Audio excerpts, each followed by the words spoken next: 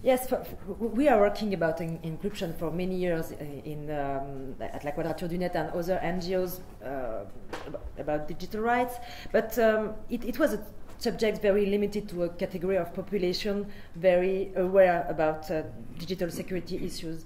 And since 3 or 4 years, since the Snowden revelation, the debate about privacy and encryption and protection of data and information came to the public.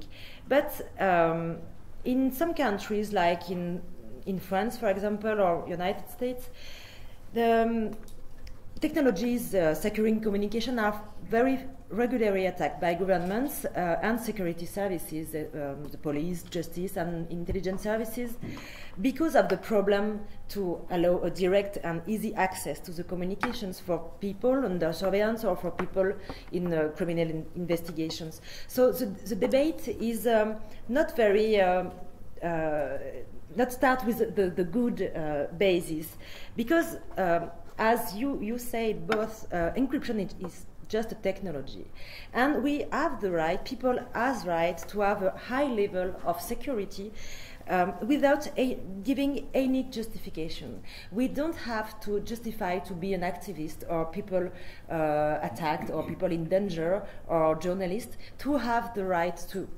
have a high level of security. So therefore it's very important to say and to repeat that encryption is used by a lot of people without any illegal activity. And I think every time you know something about encryption is about illegal activity. So it's very important to repeat that people very honest use encryption every day. And for us, we are an NGO defending fundamental rights and not digital rights. It's the same rights on the web and in the offline life. The exercise of fundamental rights like freedom of opinion, expression of information, get a new dimension with digital technologies. For us, these fundamental rights were the first rights used by populations all around the world when they gain access to the internet. These rights get a very new dimension with the digital area. So since 15 years, we see that electronic communication are the places where a large number of citizens can use their rights with an unprecedented size. And the benefit of this massive access to information and freedom of expression is recognized and unquestionable. We are not talking about virtual rights or digital rights. I want to say again, we are talking about exercising fundamental and human rights in the digital space. Since the Snowden revelations just 3 years ago, the reality of surveillance by state on electronic communication on the internet user all around the world gave a new place to discuss about the right of privacy for the electronic communications. Governments and security forces blame encryption and ask to access to all the communication for searches and surveillance. And as an NGO defending fundamental rights, we know that encryption and more largely the right to privacy in communication, which includes the right to remain anonymous, is an essential element for the fundamental rights. We know that encryption protects activists, as you said before. We know that encryption allows some vulnerable people to protect themselves, and we know that encryption is used by a lot of internet users, just people who want to protect what they write, what they send to other people, and to protect people writing to them. We must think about not just our life, but the life of people communicating with us.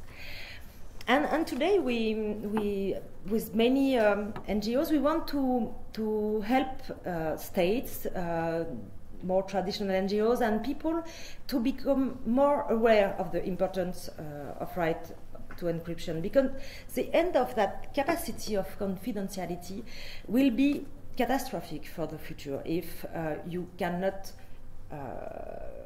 keep your privacy safe. Today, more and more, some parts of our privacy are stocked and shared in and through the digital tools. A search engine knows what we are aware of, what we search, what we think about, what are our political and religious opinions, what we want for the future. And an email box allows to trace all our contact network. A short message application contains a very precise description of what are our activities in times and for the future. That is the specific problem of digital era. We have more and more tools to communicate and to give and receive informations, but every communication and information lets some marks. Metadata, as you explained before, peripheral informations, which are open some windows on your privacy. That is the reason we think it's necessary to protect the right to encryption very strictly. If we don't want to see the disparition of privacy in the coming times, and therefore the security which is absolutely necessary for the exercise of freedom of opinion, expression, and information. If we cannot have the conviction of being safe in private space, we will develop some self-censorship, suspicion, mental restriction. And history has shown that, with several examples, the problem of surveillance in a society, in a community. The average quality of our societies will be less than before if we don't keep our privacy safe. And we can think that cultural creativity and political life will be in some danger. That is some major subject for the future of the nation, and I don't want to be too negative, but it's I think the main points of the subject. Of course, the securitarian pressure asks us to give access to the devices of people under surveillance or involved in criminal and terrorist actions. But must we accept that the investigation could break the delicate balance between communication and privacy, as you said? We saw with Snowden revelations that mass surveillance is not efficient with terrorism, for example, and is a more large attack on privacy for millions of people. For the question of encryption, we cannot do the same mistake and don't pay attention to the right of privacy and therefore to the right of encryption.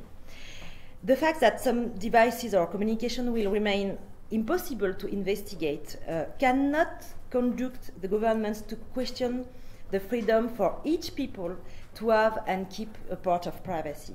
The question of proportionality and justice is absolutely crucial, and breaking encryption is a lack of proportionality if your breach has an impact on all users.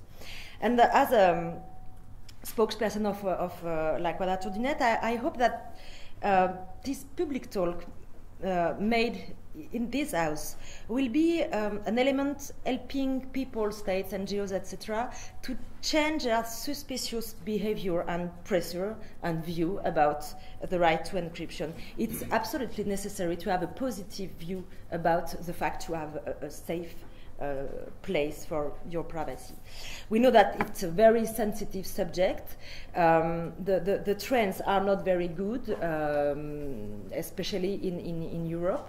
And it's absolutely necessary that countries change their view and keep the right to privacy as a crucial point of the fundamental rights.